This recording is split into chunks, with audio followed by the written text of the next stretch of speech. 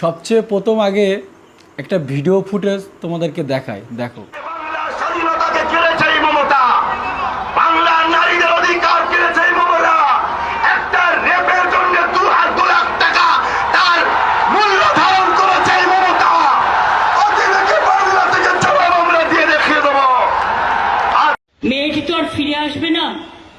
ওর নামে যদি আপনারা কিছু করতে চান করতে পারেন, যা টাকা লাগবে আমি দেব। হ্যাঁ, আমরা 10 লক্ষ টাকা তো দিতেই পারি পরিবারকে। কিছু মিলছে বা মিলেছে?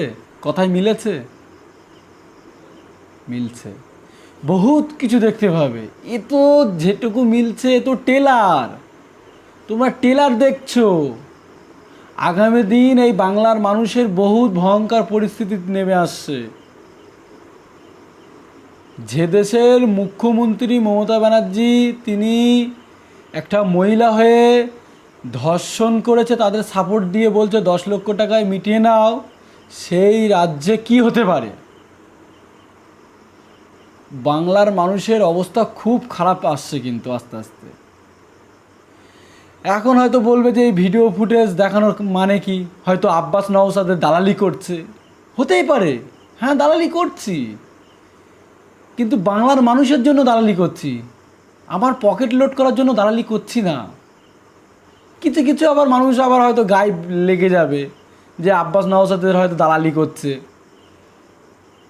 অবশ্যই যারা মানে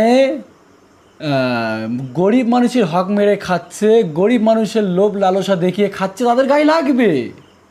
দেখছেন না কিভাবে কি হচ্ছে?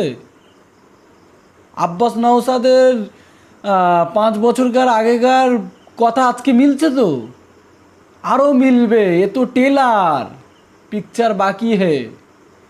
যত দিন যাবে বহুত কিছু দেখতে পাবে। তাই বলছি, মানুষ শুধরে যান।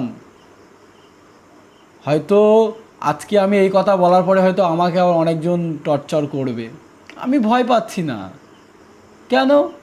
আমি ন্যায় সত্যের কথা বলার জন্য এসছি।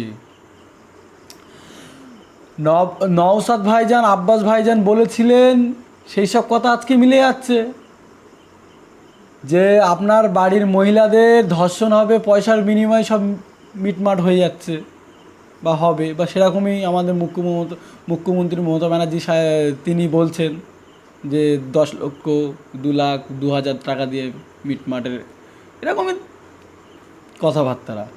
কিন্তু এরপরে আজকে যেমন চুপিসারে ধর্ষণ হচ্ছে, আর কয়েক বছর গেলে হয়তো আপনার প্রকাশ্যে আপনার সামনে আপনার বউ বলো, আপনার বিবি বলো, আর আপনার মেয়ে বোন বলো, ঘর থেকে আপনিই নিয়ে চলে আসবে। এরকম দিন আসছে আর আসবে,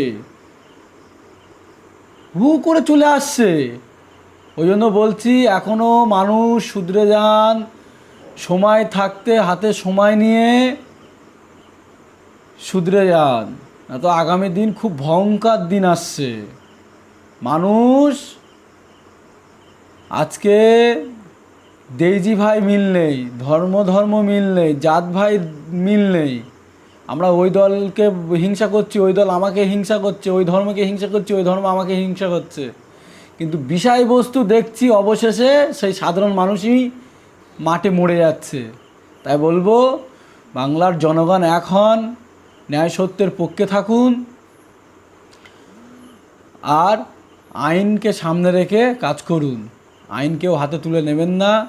সকলকে এই ছোট একটু বার্তা দেওয়ার জন্য আজকে ভিডিওটা করলাম।